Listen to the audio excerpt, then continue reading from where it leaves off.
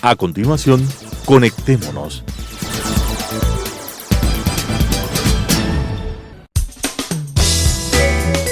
Clasificación A. Apto para todo público.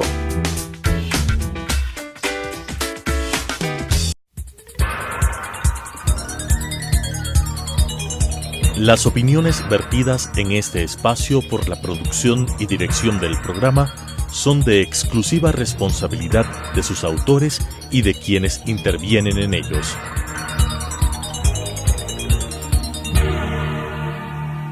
Telesucesos Canal 29 UHF presenta Conectémonos. El presente no es producto del azar. Hay múltiples hilos conductores que nos explican y contextualizan el proceso del desarrollo humano. Sigamos esas pistas y tengamos una mejor comprensión de los cómo y los porqués de nuestras realidades, con la conducción de Alan Cathay. Conectémonos. Conectémonos va a tratar hoy día un tema que ya varias veces hemos analizado aquí. El tema del poder omnímodo absoluto. También hemos buscado de alguna manera entender este fenómeno desde la perspectiva del populismo y su influencia en el Estado autoritario, que son dos temas que van históricamente casi de la mano. Aquí en Latinoamérica, el fenómeno del populismo es un fenómeno absolutamente recurrente y es un fenómeno que está inclusive retratado en nuestra literatura. Generalmente los análisis que hemos hecho se han referido a aspectos políticos y aspectos económicos que rodean al fenómeno del populismo. Hemos dejado de hacer una investigación o al menos un cuestionamiento serio sobre los otros aspectos que rodean al fenómeno, como es el cultural o el psicológico. El populismo es un fenómeno anímico, es un fenómeno que afecta al espíritu del cuerpo social. Hace 150 años se empezaron a plantear una serie de interrogantes para explicar y comprender los mecanismos que gobiernan a los grupos humanos como entidades en sí, no como grupos humanos integrados por personas individuales, sino como la entidad en sí. Un sociólogo francés del siglo XIX, de la segunda mitad del siglo XIX, Le Bon, Gustave Le Bon, es tal vez el precursor en estos estudios y estos análisis, y él escribe un libro que resulta en cierta manera el manual inicial de la investigación que se va a hacer sobre psicología social. Este libro, que se llama La psicología de las masas, es obviamente un libro que especula mucho porque no se tienen elementos todavía muy sólidos en cuanto a ciencia, por llamarlo de una manera. Él hace mucha especulación abstracta y se encuadra mucho en lo que más adelante otro psicólogo, en este caso Jung, generará en torno a la figura del inconsciente colectivo. En el caso de Jung también a la figura del arquetipo.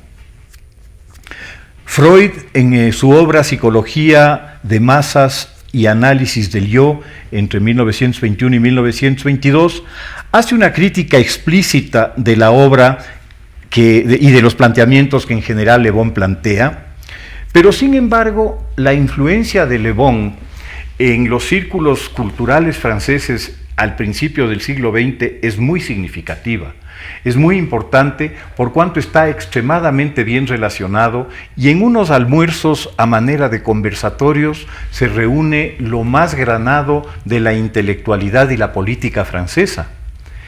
Esta Esto le permite a Le Bon difundir mucho sus ideas y estas ideas alcanzan una audiencia importante. Los planteamientos que Le Bon hace son decisivos, diría yo, en el proceso de estructuración de los fascismos europeos, con posterioridad a la Primera Guerra Mundial. Y me refiero a los fascismos europeos en general, es decir, al alemán, al italiano, pero también al soviético. Todos son modelos autoritarios que se estructuran alrededor de conceptos bastante similares. En el caso alemán, Hitler se inspira muchísimo en la obra de Le Bon para, en su libro Mi lucha, en el capítulo específico de la propaganda, utilizar muchísimos de los argumentos y de las ideas que Le Bon plantea para estructurar el modelo de propaganda que será aplicado durante el Tercer Reich por su más brillante ejecutor, que es el ministro de propaganda del Reich, el doctor Joseph Goebbels. Todos estos proyectos giran en torno a una serie de figuras que de alguna manera están dentro de la colectividad a la que cada uno de nosotros pertenece. Cada colectividad ha desarrollado a lo largo de la historia una cultura y una cosmovisión que está basada en una serie de valores o principios que de hecho deben remontarse, esto le preguntaremos a nuestro invitado más adelante, inclusive a los aspectos genéticos. Debe existir una ventaja genética que promueva la adhesión a cierto tipo de líderes, a cierto tipo de imágenes y a cierto tipo de mitos que de alguna manera van a dar una sensación de pertenencia y de integración a una comunidad determinada. Como todos sabemos, en la historia del mundo, el modelo autoritario, el modelo político autoritario, ha sido abrumadoramente predominante a lo largo de 10.000 años, con la excepción de los últimos 250, en que surge una nueva forma de entender el poder y tratar de limitarlo. A lo largo de 10.000 años de historia, lo que vemos nosotros es la presencia de personajes como reyes, emperadores, faraones, kaisers, césares.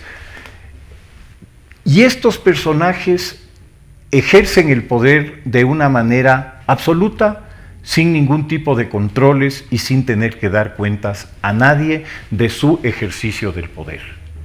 Y cuando se producen cambios de poder, por guerra, por conquista o por revueltas internas, el cambio de poder para la población en general no significa más que un cambio de dueño.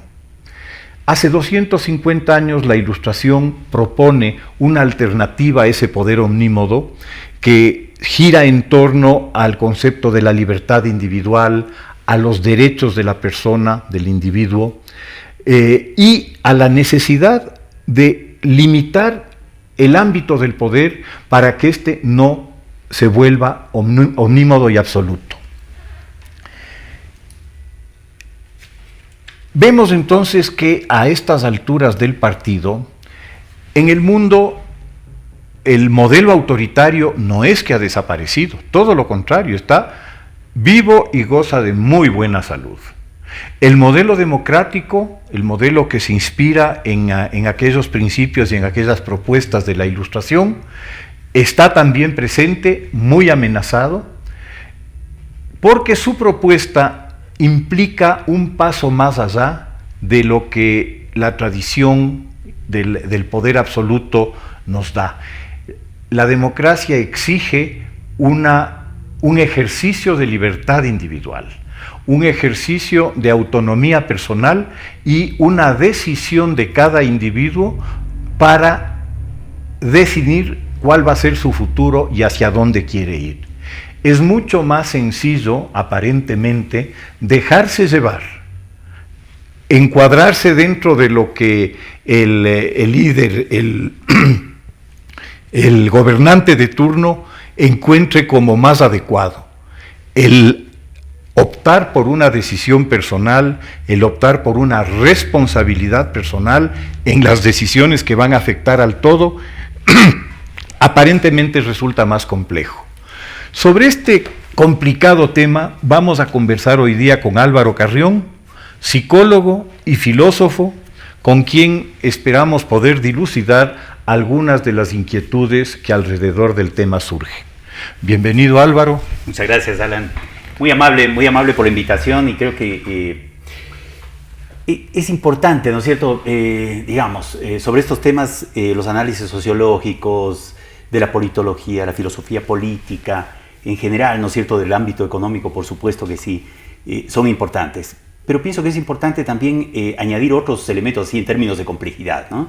Como puede ser el tema de la psicología, el tema de los acercamientos al fenómeno de masas, por ejemplo, o a determinado tipo de fenómenos que ahora son importantes en la coyuntura actual, pero a nivel de lo que sucede en el mundo con los medios de comunicación, con el uso de Internet. Todo esto ha complejizado mucho el acercamiento a determinado tipo de temas. Estamos muy próximos a lo que se llaman las noticias falsas, digamos, fake news. Todo esto ha complejizado mucho y sobre todo la posibilidad de poder pensar, un poco con esa idea de la Ilustración, especialmente Kant, ¿no? Pensar por sí mismo, ¿no? El poder reflexionar sobre determinado tipo de cuestiones, poder cotejar información que, claro, el común de los mortales, digamos, no tenemos esa posibilidad de buscar esta información, pero más o menos orientarnos en materia de pensamiento, en este caso, ¿no es cierto?, de información, y poder tener un criterio propio que no tenga que ver simplemente con cosas que se repiten, con ciertos clichés, ¿no es cierto?, que nos dejan bastante expuestos frente a una situación muy compleja que está en el horizonte. Un tema que me llama mucho la atención y que siempre me pareció sumamente interesante de parte de estos modelos autoritarios, ¿no?, es el uso de la imagen, el uso del símbolo para agrupar a la masa, ¿no? Yo recuerdo algunas escenas que se han visto de los desfiles del nacionalsocialismo, en los cuales se ve una preparación escénica pero extraordinaria, un despliegue, y lo mismo pasa con el fascismo italiano, y lo mismo pasa con el marxismo soviético. Exactamente, el modelo es el mismo: banderas, símbolos, himnos. Borges tiene una hermosa frase que te la comento luego sobre este tema, cuando habla del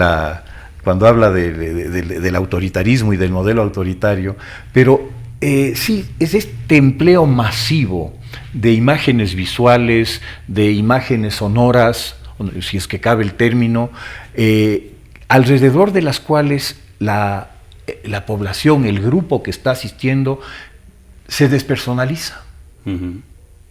Ese es para mí el tema exacto. Es el abandono de la personalidad, la renuncia a la personalidad, al yo. Bueno, es algo que aparece, tú mencionabas el libro de Le Bon, ¿no es cierto?, que es tan interesante esto de perder de alguna manera esos criterios que nos diferencian de los otros, ¿no?, en el sentido positivo, es decir, que nos llevan a ubicar determinado tipo de ideas que tienen que ver con un criterio propio, con algo particular, ¿no?, que permite pensar, ¿no?, y unificamos todo en un solo criterio, en un solo pensamiento, en una idea que unifica. De pronto la idea de utilizar ciertos símbolos, ¿no es cierto?, ese culto a la personalidad en ciertos movimientos, sí, bueno, pensemos en el nazismo, en el fascismo, en el comunismo, ¿no es cierto?, stalinismo, donde esas imágenes, esas frases, ¿no es cierto?, que llegan de una determinada manera, como unifican, logran de alguna manera hacer pensar al sujeto que con aquello, ¿no es cierto?, están reconociendo todo, están entendiendo todo, y en realidad son elementos muy simples de pensamiento. Es decir, se reduce la capacidad de pensar, en ese sentido, una masa, parecería, ¿no es cierto?, por las descripciones, y se sigue una sola línea, ¿no? Se unifica aquello. Las diferencias desaparecen, todos pensamos igual, todos actuamos de la misma manera, o de alguna manera tendemos hacia un objetivo igual, ¿no es cierto? Y esto obviamente reduce el espacio. Creo que el discurso político en ese sentido es una muestra de aquello. Es un reduccionismo. Exacto, es reducir. Aquel que puede de alguna manera, ¿no es cierto?, reducir y lograr, ¿no es cierto?, conjugar una serie de factores a través de una frase, tiene un éxito enorme. Creo que la publicidad, y esto también, ¿no es cierto?, tiene mucho que ver con aquello. Este era un poco el otro tema que quería tocar y que siempre me ha llamado mucho la atención, ¿no? En las democracias, en los gobiernos de la Ilustración, llamémoslo de una manera, los gobiernos donde hay algún grado de control al poder, algún grado, la publicidad tiene un sentido comercial. La publicidad se orienta a vender refrigeradoras, automóviles, viajes, casas. En los sistemas autoritarios, la publicidad deja de convertirse en publicidad y pasa a ser propaganda, y el objetivo de la propaganda es o la toma del poder o, una vez en el poder, mantenerte en el poder. Y obviamente gira en torno a todos estos conceptos que tú mencionabas hace un momento, es decir, el pensamiento único, la desviación del pensamiento único que se convierte primero en un pecado y luego en un delito, y obviamente las sanciones que conllevan estas situaciones, ¿no? Claro. Y esta realidad no le vuelve mucho más vulnerable a la democracia. Pero por supuesto, creo que es importante este punto, porque acá no se trata de alguna manera de plantear una verdad, ¿no es cierto? A veces se plantea una única verdad. No, la verdad queda totalmente de lado, ¿no? Podemos inclusive hablar de estas ideas de la posmodernidad, ¿no es cierto?, de la posverdad, etcétera. Pero el tema acá es que esa verdad no es algo que necesariamente responde a los criterios, ¿no es cierto?, nociológicos de lo que es la verdad. Es algo que está muy vinculado con la propaganda, en el sentido de que algo tiene que ser creíble, no verdadero necesariamente. No. Entonces, en ese sentido, ¿no es cierto?, hay algo que inclusive mediatiza el tema del poder acá, que es básicamente la percepción de la realidad. A través de aquello, ¿no es cierto?, se da un giro a la percepción de la realidad, el poder entender algo y conjugar una serie de factores para dar sentido a una determinada realidad. El poder vendrá por añadidura, digamos, ¿no? En la medida en que yo defino y categorizo, ¿no es cierto?, una cantidad de factores, los unifico y doy una interpretación creíble de aquello que yo busco posicionar en el ámbito social, ¿no? Este sería, para un poco traducirlo a términos políticos, estaríamos hablando de un mensaje ideológico, es decir, una cosmovisión política. Exacto. Y esa cosmovisión política no necesariamente reflejará la realidad, todo lo contrario. Todo lo contrario, exacto. Ahora, obviamente en esto hay factores que tienen que ver con la realidad, con determinado tipo de situaciones, pero esto no necesariamente responde a una verdad en términos objetivos, ¿no es cierto? Correcto. Responde a un ideario, a una interpretación. Exacto, una interpretación, y esto va a marcar, ¿no es cierto?, digamos, como mediación el tema del poder, porque finalmente, ¿no es cierto?, el llegar a aquello, cuando se ha modificado el criterio, la posibilidad de pensar la realidad, entre comillas, que es un concepto bastante complejo, ¿no es cierto?, ya viene de por sí. Bueno, esto es así y está definido como...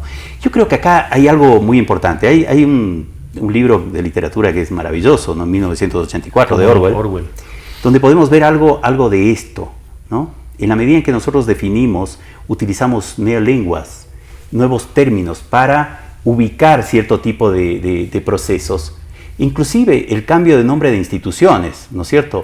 Pasar de un ministerio a llamarse de otra manera, el Congreso a llamarse de esa... Bueno, digo, de alguna manera, ¿no es cierto?, modifico, es decir, el lenguaje también es una institución política. A través del lenguaje yo puedo, de alguna manera, manejar ese criterio de realidad, definirlo. Y alterarlo. Y alterarlo, ¿no es cierto?, o dar un nuevo criterio de realidad. Sí. Que permita posicionar una idea. Muy interesante ese punto, porque claro, todos los proyectos autoritarios del siglo pasado, fascistas, comunistas, de la naturaleza que hayan sido, siempre propusieron una nueva lectura de la historia. Exacto. Una nueva creación de la realidad, la fundación de un nuevo país, la propuesta del hombre nuevo. Exacto. Y ese proyecto, en cierta forma, lo que hizo fue montarse en una esperanza y en un anhelo de la gente, o en una desesperanza. Exacto. Porque funciona igual de bien por los dos lados, psicológicamente o no. Yo pienso que acá pensemos, bueno, voy a tomar de un autor esta idea. Hay una serie de malestares culturales, ¿no? ¿Quién está contento con cómo es, con lo que tiene, etcétera, ¿no es cierto? Como una sociedad también, los temores, las esperanzas, el tema de la religión, por ejemplo, ¿no? El buscar, de alguna manera, un bálsamo frente a una situación que se viene... Al valle de lágrimas. Exacto, a la vida y a las circunstancias, al tema de la muerte, estas preguntas fundamentales, ¿no?, en la filosofía. Bueno, todo este malestar, el malestar cultural, ¿no? El malestar por la enfermedad, ¿no es cierto? La búsqueda de felicidad, por ejemplo, ¿no? Alguien busca la felicidad a través del dinero, pero está enfermo, entonces la felicidad es estar sano. Pero quien está sano no tiene dinero, bueno, y infinitamente, porque es algo contingente ese concepto de felicidad. Ahora, los malestares que se presentan, por un lado, ¿no es cierto?, el tema de la salud, ¿no? Los desastres naturales, hemos vivido hace poco situaciones terribles. Y por otro lado, las situaciones creadas por el hombre, las guerras, las luchas, etc. El otro, ¿no es cierto?, como un factor de malestar fundamental y tal vez el principal. Sí. ¿Sí? Frente a esto y frente a todas las derivaciones posibles, ¿no es cierto?, de estos tres factores, claro, el que alguien pueda de alguna manera condensar, a la manera de lo que podría ser el discurso religioso a ratos, ¿no? Es que de hecho entre comillas, condensar aquello, ¿no es cierto?, unificar criterios. En un rito. Ajá. Además, el poder identificar a un enemigo, ¿no?, que parecería muy económico en términos de un discurso. Sabemos que el mal está en los judíos, sabemos que el mal está en los extracomunitarios, el mal está en, qué sé yo, los pelucones, como decían en algún momento, o están aquí o allá. Finalmente, ¿no es cierto?, pone todo lo malo está ahí. Y de esa manera, ¿no es cierto?, manejamos un discurso que se legitima, inclusive moralmente, para poder actuar en función de aquello, exacto, actuar con esos criterios, digamos, de esa filosofía política de Maquiavelo. El fin justifica los medios, porque finalmente, ¿no es cierto?, está claro, tenemos que ir hacia allá. Y esto es muy peligroso en términos de funcionamiento de una sociedad. Leía hace algún tiempo un libro extremadamente interesante, no es un libro, es un opúsculo cortito, que se llama Identidades Asesinas. Y lo que postulaba el autor es que en la medida en que el individuo se define a sí mismo a través de más conceptos, de más ideas, de más valores, menos susceptible es de caer en el fanatismo. Y que el individuo que llega a identificarse por uno o dos factores, por decir algo, yo soy musulmán y soy chiita, y esos son todos mis referentes de definición, estás creando un fanático. En cambio, que ese mismo ciudadano que dice yo soy musulmán, soy chiita, soy comerciante, me gusta el cine, y se define por una multiplicidad de intereses, ese no tiene tanta facilidad para caer en el fanatismo. No sé qué opinas de ese... Bueno, esto que tú dices es importante, ¿no? El tema de la identidad, ¿no? ¿Cómo nos ubicamos y cómo nos definimos? Yo diría, yo soy, bueno, tengo una formación psicoanalítica, trabajo en una clínica, y por ejemplo, me extraña que a veces lleguen personas que se identifiquen con una patología. Yo soy anoréxica, yo soy bipolar, uno se queda sorprendido porque, a ver, todos sabemos, ¿no?, lo que implica toda la categorización, la nosología psiquiátrica, curioso, sí. pero yo soy tal. Y esto llama la atención, ¿no? Porque yo soy tal síntoma. Exacto, ¿no? Antes de presentarse como, bueno, Álvaro, Fabián, qué sé yo, lo que sea, yo soy. Y esto impresiona, ¿no? Porque ahí, ¿no es cierto?, se condensa algo de esa representación de sí que tiene un sujeto, ¿no es cierto? O yo soy, qué sé yo, si soy economista, soy, qué sé yo, no sé, de neoliberal, soy esto, bueno, a ver, pero acá lo que interesa es el pensamiento y la posibilidad de reflexión, ¿no? Las teorías, ¿no es cierto?, en términos de, son instrumentos, son herramientas para poder pensar la realidad.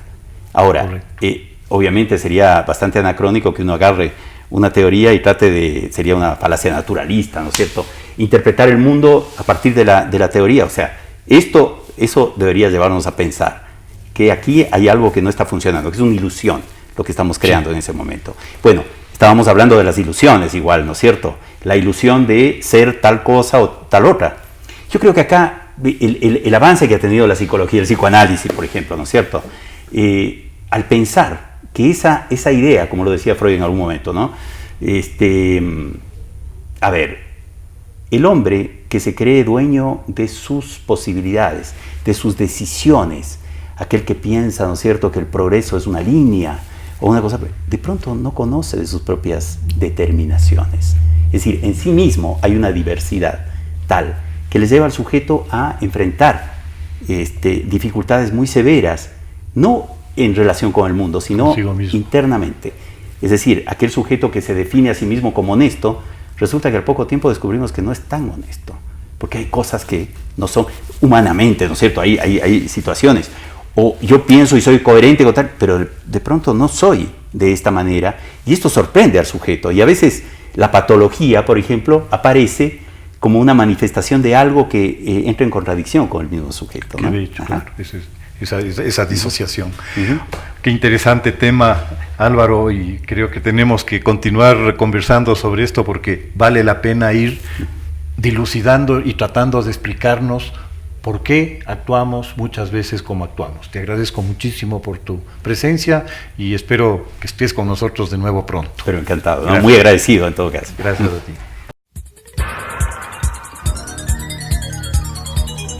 Las opiniones vertidas en este espacio por la producción y dirección del programa son de exclusiva responsabilidad de sus autores y de quienes intervienen en ellos.